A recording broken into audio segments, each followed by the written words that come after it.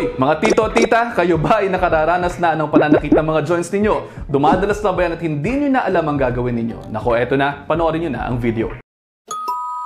Ngayong panahon na to, sunod-sunod na naman ang mga parties, naghahanda tayo para sa mga pagkain, sa mga palaro, baka sumasakit na ang mga likod-likod ninyo.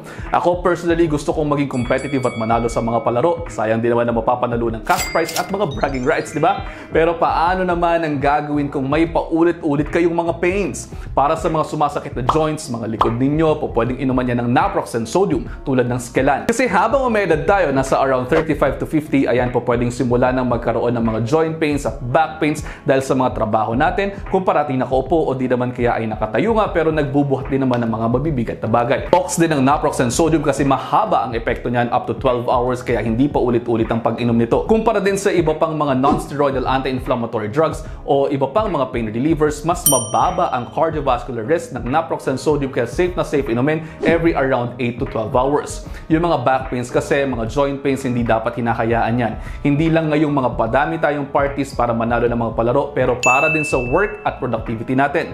Minsan may mga ginagawa tayo na kadudulot ng pananakit ng mga katawan tulad ng biglaang tayo, prolonged na pag-upo, pagbubuhat ng mabibigat na bagay at iba pa. Yung mga mild strains na yan pwedeng masolusyonan ng gamot pero kung sobrang pananakit at limited na talaga yung paggalaw, kinakailangan makita kayo ng inyong mga doktor. Para makaiwas naman, ugaliin ang pag-stretching at magsagawa ng mga strengthening exercises na may tamang form para hindi kayo nai-injure. Mainam nang makaiwas kaysa naman sa magsisi sa huli. Kung meron namang mga muscle strain na nararamdaman dahil sa mga nabanggit natin kanina at kung nakararamdam din ng pananakit ng mga joints, pahingan nyo muna yan. Pwedeng lagyan ng cold compress and then after a few days pwedeng inuman na ng naproxen sodium para tanggal ang paulit-ulit na pananakit ng mga kasukasuan ninyo.